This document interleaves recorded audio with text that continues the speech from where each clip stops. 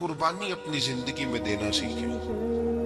ایک ہوتی ہے بندے کی ذاتی خواہش، اس کو کچلنا بڑا مشکل ہوتا ہے۔ قربانی بڑی ضروری چیز کا نام ہے، اور جو قربانی دینا سیکھ جاتا ہے وہ بچ جاتا ہے۔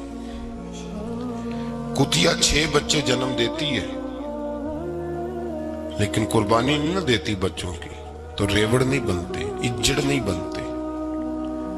بکری 2 بچے پیدا کرتی ہے اور سال کے بعد ہزاروں بچوں، لاکھوں بچوں کی قربانی دیتی ہے، پر پھر بھی جدھر جاؤ بکرے بکرے نظر آتے ہیں۔ جو قربانی دینا سیکھ جاتا ہے نا، یزید نے کوئی قربانی نہیں دی، اس لیے کوئی شخص بھی کھڑا ہو کے نہیں کہتا، حالانکہ 14-15 بیٹے تھے یزید کے، کوئی بھی کھڑا ہو کے نہیں کہتا میں اس کی نسل میں سے ہوں۔ امام حسین نے ساری قربانی دے دی۔ ایک زین العابدین بچے تھے، پوری دنیا میں اللہ نے سید عطا فرمائے ہوئے ہیں۔ جو قربانی دینا سیکھ جاتا ہے وہ بچ جاتا ہے۔ ہم نا قربانی کیا، ہمارے پاس تو اضافی شے ہے وہی دینے کو تیار نہیں۔ جب آپ تیار ہی نہیں تو سودا ہی نہیں کر، آپ نکلے ہی نہیں میدان میں، تو حاصل کیسے ہو؟ حصول تو تب ہوگا نا جب آپ کوئی انویسٹمنٹ کریں گے، تو آپ انویسٹ ہی نہیں کر رہے تو بھائی آپ نے پودا ہی نہیں لگایا تو پھل کیسے ملے؟ قربانی نہیں دی تو وہ درجہ کیسے ملے؟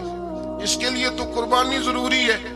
اب تمام صحابہ کی زندگی پڑھ لیں، حضرت ابوبکر سے لے کر حضرت بلال تک، یہ سارے قربانی والے ہیں۔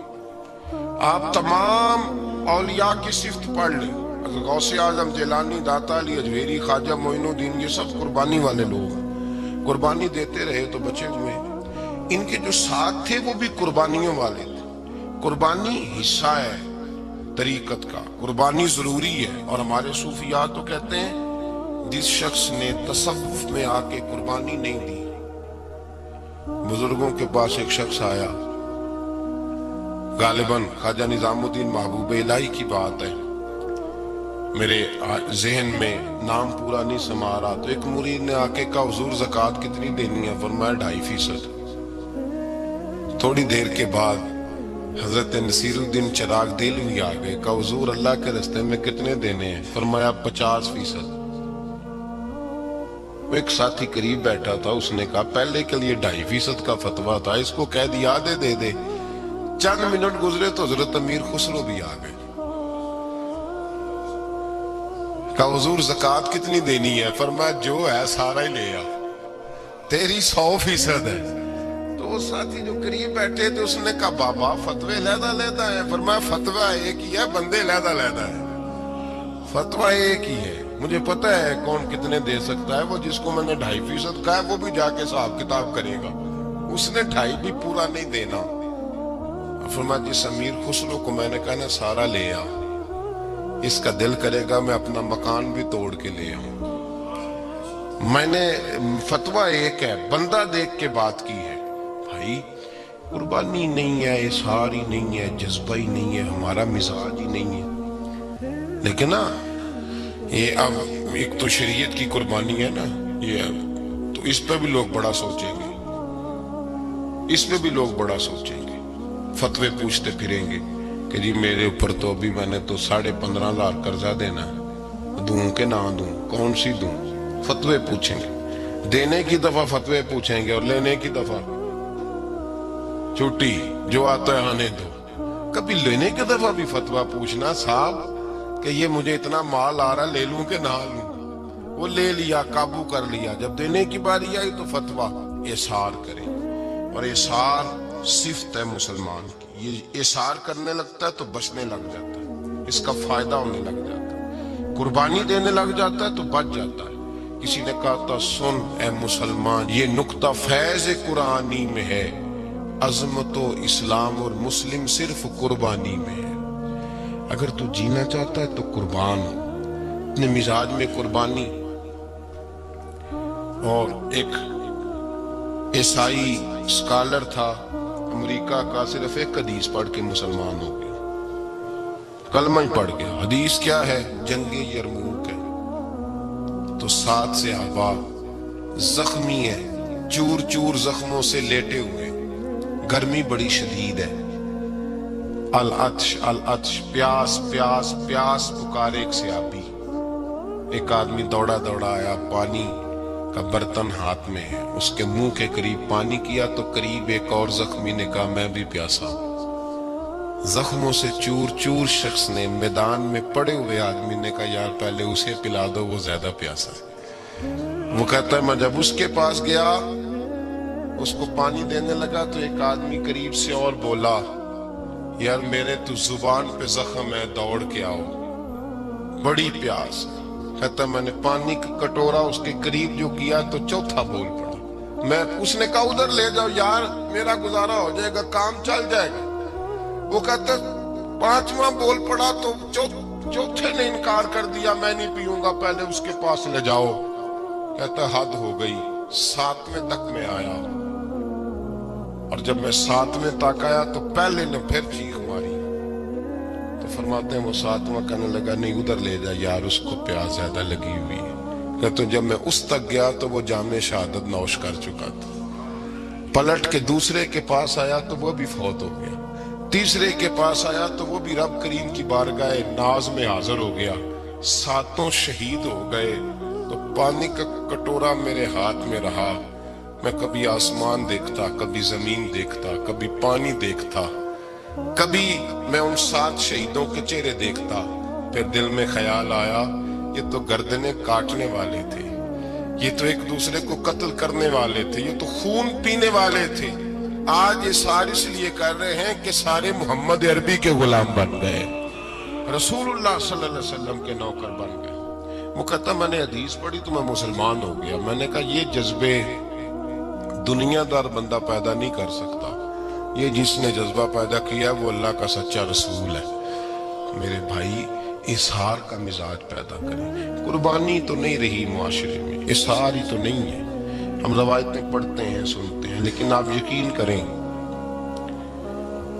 پنکھے کے نیچے مسجد میں کوئی دوسرے کو جگہ دینے کو تیار نہیں۔ پنکھا ہے نا چل رہا تو کوشش ہے کہ مجھے عین اس جگہ ملے جہاں پنکھا چل رہا ہے۔ اتنا بھی اظہار کرنے کو لوگ تیار نہیں، اتنا بھی، اور درجے بڑے بڑے لینے چاہتے ہیں، بڑے بڑے درجے۔ وہ ہمارے پاس لوگ آتے ہیں، 2-4 لفظ لکھے ہوتے ہیں نا نام کے ساتھ، کوئی علامہ لکھ دیتا ہے، کوئی پیر صاحب لکھ دیتا ہے، تو لوگ بڑی باتیں پوچھ لیتے ہیں۔ کئی دفعہ آ کے پوچھتے ہیں میرا زیارت کرنے کو دل کرتا ہے۔ میں کہتا ہوں یار تو نے آخری سیڑھی پہ پیر رکھ دیے، بالکل آخری پہ۔ دل تو تیرا جس چیز کو کرے گا تو وہ کرنے لگ جائے گا۔ پہلے شروع تو حضرت جنید بغدادی رحمت اللہ تعالی علیہ، وہ دریا کنارے کھڑے تھے تو آپ دریا کے اندر پیر رکھا آگے جانے کے لیے۔ یہ اعلیٰ حضرت نے لکھا ہے واقعہ ملفوظات شریف میں۔ دریا پار کرنے کے لیے پیر رکھا تو ایک شخص کہنے لگا حضور مجھے بھی ساتھ لے لیں۔ آپ نے فرمایا میں دریا پار کروں گا تو اس طرح کرنا، میرا کرتا پکڑ لے اور یا جنید یا جنید کہنا شروع کر دے، یا جنید یا جنید۔ اس پہ فتویٰ بھی لگ جاتا ہے، پر کیا کرے، اب مسئلہ تو صحیح ہے نا۔ تو پیر میرا پیچھے سے کرتا پکڑ لے، یا جنید کہہ، وہ کہتا ہے پیر رکھا نا حضرت نے پانی میں تو میں بھی پیچھے۔ تو حضرت جنید بغدادی کیا کہتا ہے یا رحمان یا اللہ، یا رحمان یا اللہ، وہ خود یہ پڑھ رہے ہیں اور مجھے لگایا یا جنید کہتے ہیں دریا میں وہ بھی چلنے لگے تو میں بھی، یوں لگا جیسے پکے فرش پہ چل رہے ہیں۔ کہتے ہیں تھوڑا سا گزرا تو میں نے کہا بابا خود یا رحمان یا اللہ کہہ رہا ہے اور مجھے یا جنید پہ لگایا ہوا ہے، تو چلو میں بھی یا رحمان یا اللہ پڑھتا ہوں۔ کہتے ہیں میں نے یا رحمان یا اللہ کہا تو میں ڈوبنے لگ گیا، دریا میں ڈوبنے لگا۔ تو حضرت فرمانے لگے تجھے کہا نا یا جنید کہہ، کہتے پھر یا جنید کا تو پھر اوپر آ گیا۔ تھوڑا اور جا کے اب شیطان باز تو آتا نہیں، الذی یوسوس فی صدور الناس، یہ جاتا تو دل تک ہے نا، باز تو آتا نہیں۔ دن میں 36 دفعہ تو مشورہ دیتا ہے کہ سیدھی نماز پڑھو، یہ کس چکر میں لگ گئے، روز تو تقریر کرتا ہے۔ کہتا پھر دل میں وسوس آیا تو پھر میں نے جا کے کہا کہ یہ مجھے خود یا رحمان یا اللہ اور میں یا جنید۔ پھر میں نے کہا یا رحمان یا اللہ تو پھر ڈوبنے لگا۔ کہتے ہیں بابے نے پکڑ کے نکالا، کہا چپ کر کے یا جنید کہہ اگر پار جانا ہے تو، یا جنید کہہ کہتے کنارہ آ گیا تو میرے دل میں خود خود ہی تھی، وسوسہ تھا کہ بابا تو یا رحمان یا اللہ کہے تو ترے، میں کہوں تو ڈوبے، میرے دل میں وسوسہ تھا۔ اللہ والے ادھار تو رکھتے ہی نہیں نا، جو بات دل میں آتی ہے وہ بیان پہلے کر دیتے ہیں، ادھار تو ہے ہی نہیں ان کے ہاں۔ وہ تو کہتے ہیں تجھے بولنے کی گنجائش ہی نہیں دیں گے، تیرے سوال دل میں ہوگا، جواب ہماری زبان پہ ہوگا۔ یہ تو چکر ہی نہیں نا، بالکل کوئی کھاتا ہی نہیں۔ رب کریم کا بندہ تو بات ہی وہ کرتا ہے جو کو دل میں لے کے آتا ہے۔ فرماتے ہیں جیسے ہی میرے دل میں یہ وسوسہ تھا، حضرت جنید بغدادی رحمت اللہ تعالیٰ علیہ باہر نکل گئے تو پلٹ کے میری طرف دیکھا، مسکرا کے فرمانے لگے بیٹا جنید تک تو پہنچ لے، اللہ تو ابھی بڑی دور ہے، ابھی جنید تک تو پہنچ جا، ابھی تو جنید تک نہیں پہنچا، ابھی تو میرے تک تو پہنچ جا، اللہ تو ابھی بڑی دور ہے، تو ڈائریکٹ ہی وہاں تک جانے لگا ہے، شروع تو ہو ابھی۔ تو یہاں لوگ سیدھا ہی آ کے کہتے ہیں زیارت کرنی۔ مجھے ایک صاحب کہنے لگے جی میں نے ایک پیر صاحب کے بارے میں سنا ہے، ان کی بیعت ہوتے ہی بندے کو نبی پاک کا دیدار ہو جاتا ہے۔